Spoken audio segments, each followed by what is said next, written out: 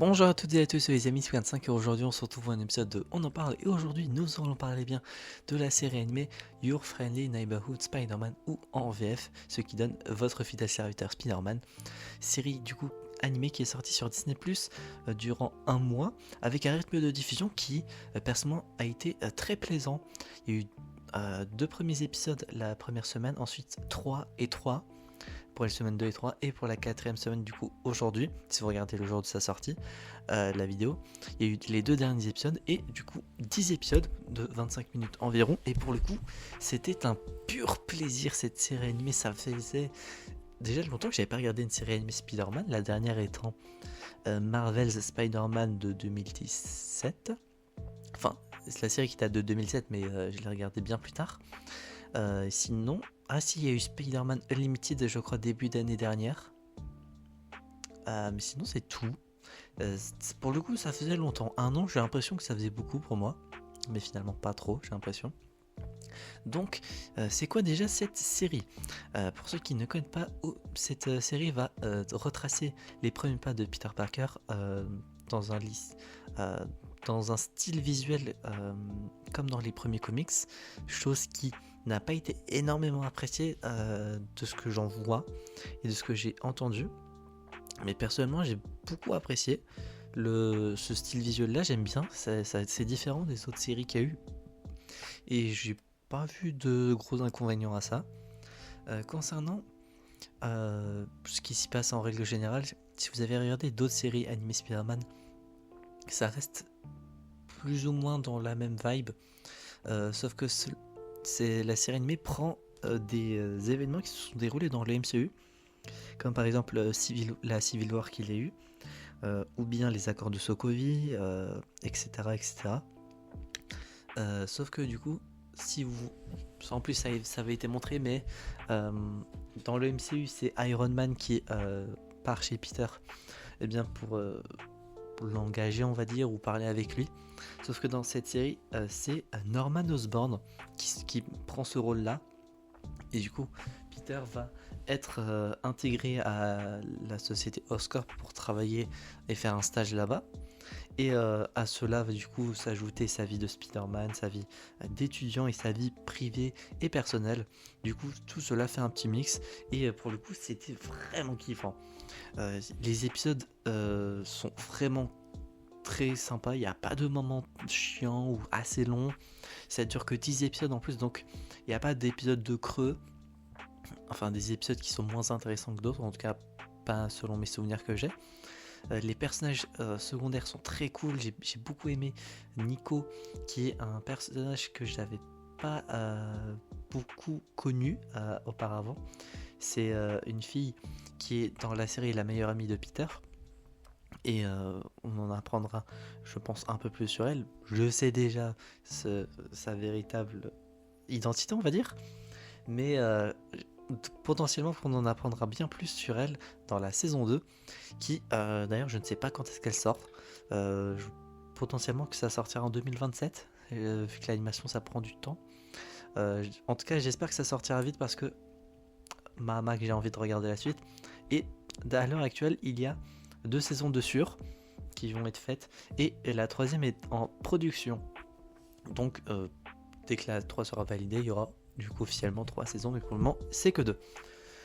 Peut-être que certains se souviennent de la série avec son ancien nom qui était Spider-Man Freshman Year, et la saison 2 devait s'appeler Sophomore Year, du coup avec 4 années pour 4 saisons, enfin 4 années de lycée du coup avec 4 saisons pour chacune d'entre elles. Ça a été changé, la série devait même raconter les origines du Spider-Man du MCU, ça a été changé aussi. Pardon. J'ai peut-être la voix différente d'ailleurs au moment où je raconte ça, donc je m'en excuse. Sinon, concernant les personnages secondaires autres que Nico, Lonnie qui est un personnage grotesque au début de la série et tout au long en tout cas, malgré les événements qui se déroulent de son côté, c'est un personnage que j'ai beaucoup apprécié. Pareil pour Pearl qui est une personnage que j'ai également bien apprécié. Je ne sais, faudrait que je fasse des recherches parce que pour le coup je la connaissais pas, je l'ai découvert avec cette série. Peut-être que après quelques recherches, je vais apprendre que en fait c'est une super héroïne, peut-être. On va savoir. Mais hâte de découvrir ce qui va se passer parmi tout ce petit beau monde. Concernant les persos secondaires ou les antagonistes, parce que là il y en a un. Bon, il y a Norman Osborn, mais pour le moment c'est pas un antagoniste. Et je dis bien pour le moment, c'est pas vraiment un spoil de toute façon, hein. Ça a été montré dans le trailer qu'il y avait eu et dans les images qui nous avaient été montrées.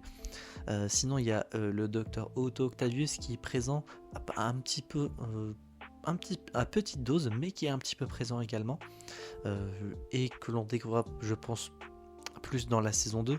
Il y a Daredevil dans la série également, qu'on voit pendant 2 épisodes.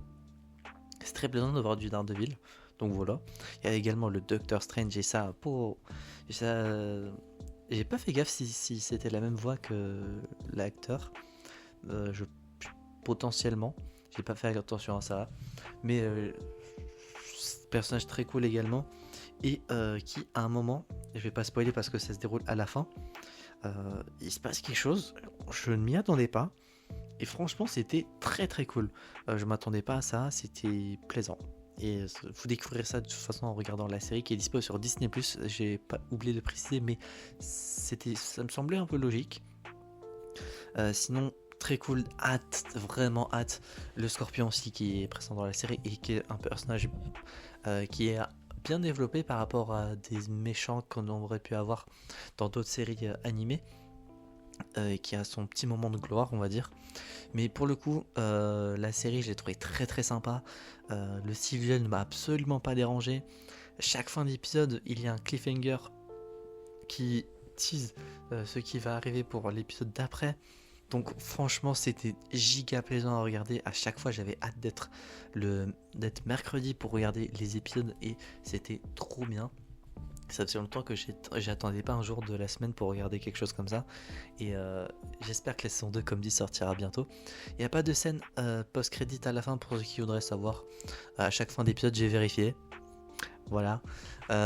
Et franchement j'ai hâte. Et le dernier épisode, sans spoiler, les dernières 5 minutes je pense c'était, on voit plusieurs choses qui se déroulent à la suite, et c'est trop hype. Ça pose les bases qui se dérouleront pour la saison 2, et ça j'ai vraiment très hâte de voir ce qui va se passer pour le coup.